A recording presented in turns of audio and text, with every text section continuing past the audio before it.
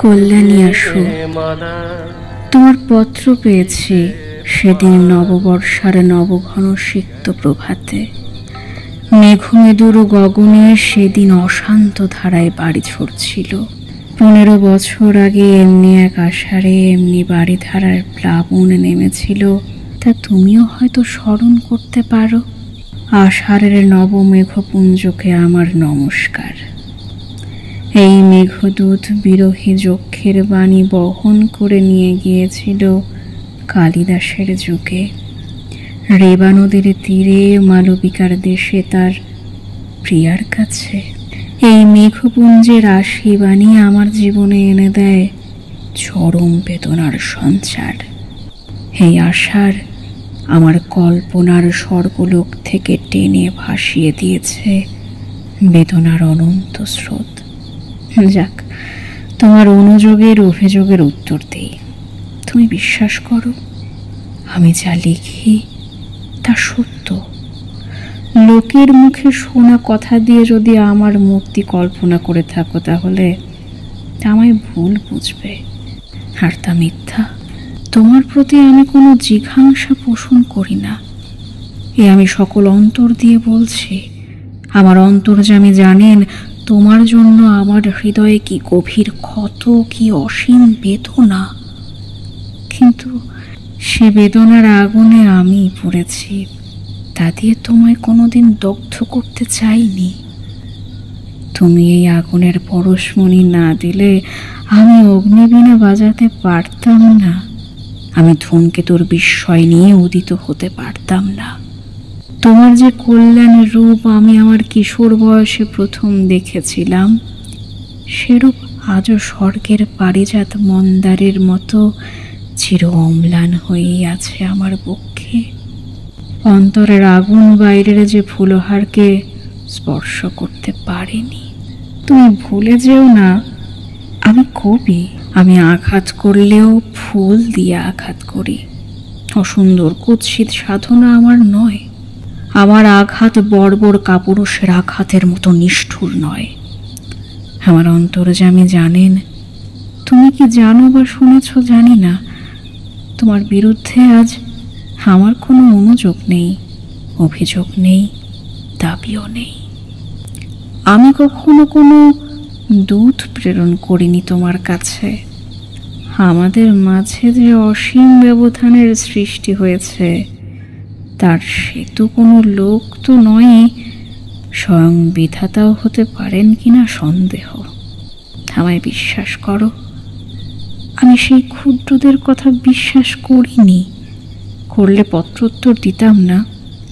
তোমার উপর আমার কোনো অশ্রদ্ধাও নেই, কোনো অধিকারও নেই।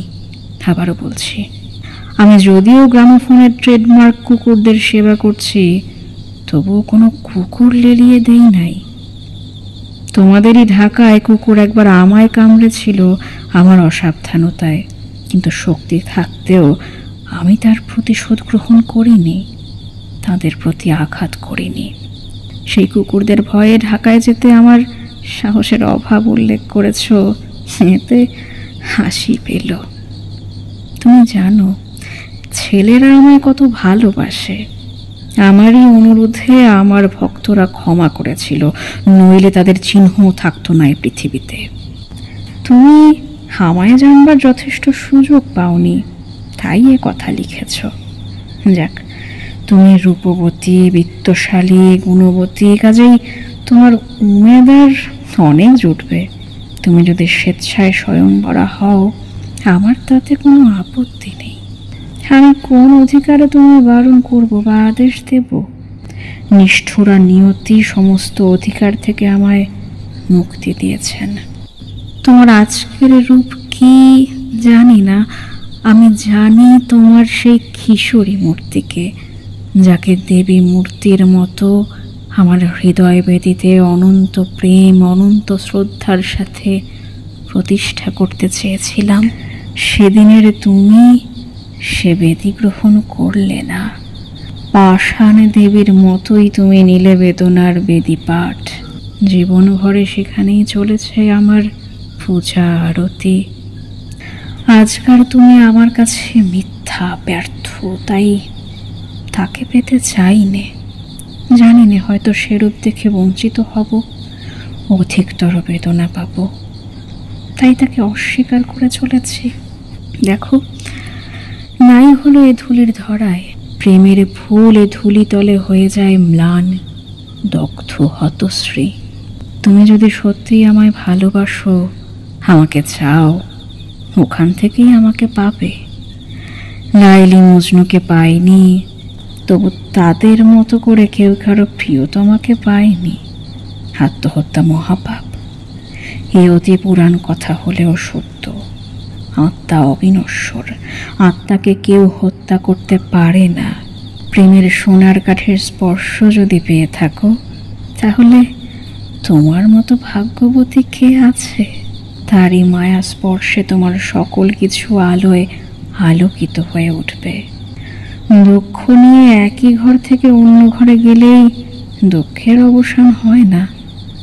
মানুষ ইচ্ছা করলে সাধনা দিয়ে, তপস্যা দিয়ে ভুলকে ফুল রূপে ফুটিয়ে তুলতে পারে। যদি কোনো ভুল করে থাকো জীবনে, এই জীবনেই তার সংশোধন করে যেতে হবে। তবেই পাবে আনন্দ, মুক্তি, তবেই হবে সর্বদুঃখের অবসান। নিজেকে উন্নত করতে চেষ্টা করো, স্বয়ং বিধাতা তোমার সহায় হবেন। আমি সংসার করছি, তবু চলে গেছি এই সংসারের বাধাকে অতিক্রম করে ঊর্ধ্বলোকে। সেখানে গেলে পৃথিবীর সকল অসম্পূর্ণতা, সকল অপরাধ ক্ষমা সুন্দর চোখে পরম মোহময় মূর্তিতে দেখা দেয়। হঠাৎ মনে পড়ে গেল 15 বছর আগেকার কথা। তোমার জ্বর হয়েছিল। বহু সাধনার পর আমার তৃষিত দুটি কর তোমার শুভ্র সুন্দর ললাট স্পর্শ করতে পেরেছিল। তোমার সেই তপ্ত ললাটের স্পর্শ যেন আজও অনুভব করতে পারি। তুমি কি চেয়ে দেখেছিলে আমার চোখে জল, হাতের সেবা করার আকুল স্পৃহা, অন্তরে শ্রীবিধাতার চরণে তোমার আরোগ্য লাভের জন্য করুণ মিনতি? মনে হয় যেন কালকার কথা। মহাকাল সে স্মৃতি মুছে ফেলতে পারলে না। কি উদগ্র অতৃপ্তি, কি দুর্দমনীয় প্রেমের জোয়ারে সেদিন এসেছিল। সারা দিন রাত আমার চোখে ঘুম ছিল না। যাক, আজ চলেছি জীবনের অস্তমান দিনের শেষ রশ্মি ধরে ভাটার স্রোতে। তোমার ক্ষমতা নেই সে পথ থেকে ফেরানোর, আর তার চেষ্টা করো না। তোমাকে লেখা এই আমার প্রথম ও শেষ চিঠি হোক। যেখানেই থাকি, বিশ্বাস করো আমার অক্ষয় আশীর্বাদী কবচ তোমায় ঘিরে থাকবে।